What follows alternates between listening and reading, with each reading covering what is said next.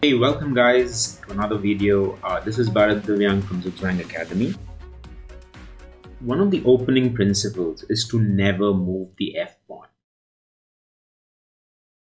Why is that so? What is the reason that somebody should never move the F pawn?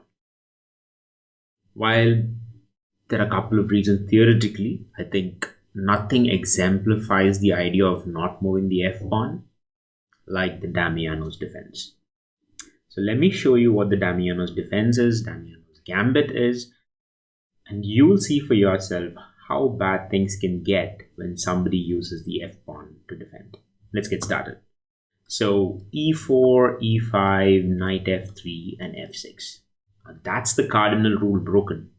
You're moving the F pawn to defend your E pawn, which is under attack from the knight. This is called the Damiano's defense. The Gambit is when white decides to lose the knight for a pawn. Why? Because the key idea of missing the F pawn is this diagonal check, a check that cannot be defended easily.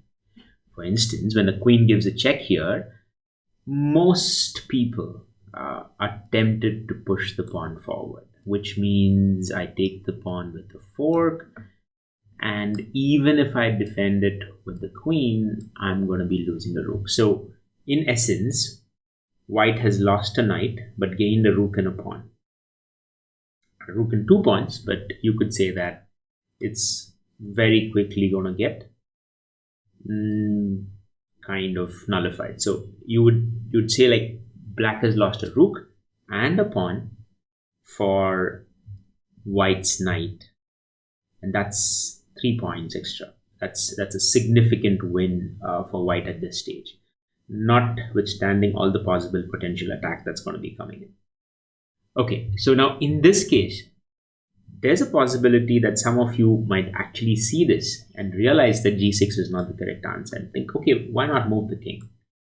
This could get things really worse. For example, a check, king is forced to go here, and anytime you're forced to your zugzwang into your corner, things are just going to get bad. And this check is going to put your king, if you want to move the king, I mean, there's of course a way to defend using this one and find some kind of respite. I mean, still not going to be coming back from a losing position, but many a times you'll see the king moving here, and this is the death knell, because this is essentially checkmate no matter what. It's like a forced checkmate combination from here. You can pause the video here and think about what's your next move going to be.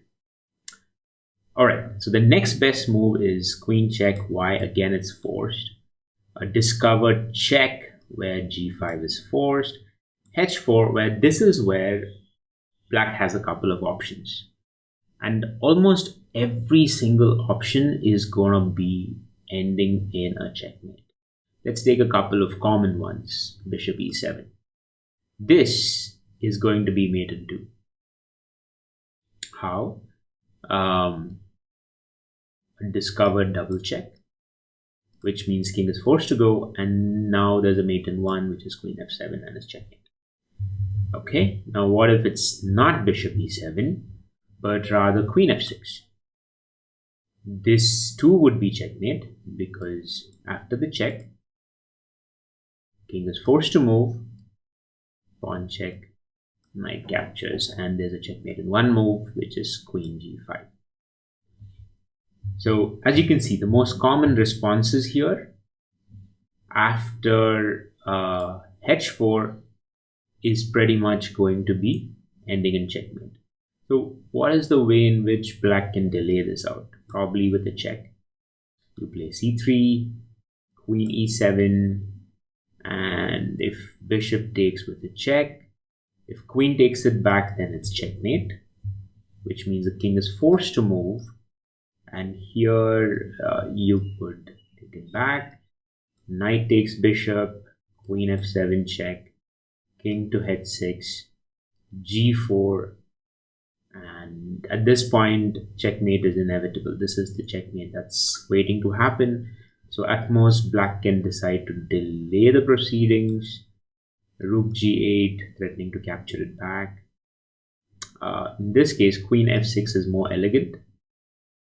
because no matter how he stops, whether it's knight or the rook, you still have the check.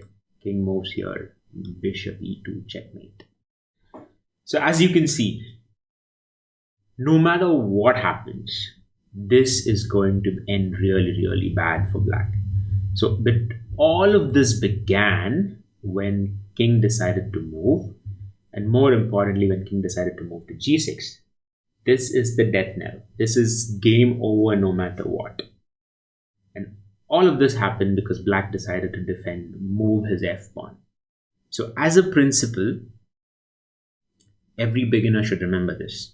Do not ever, ever, ever, ever, ever, ever move the f-pawn at the start of the game.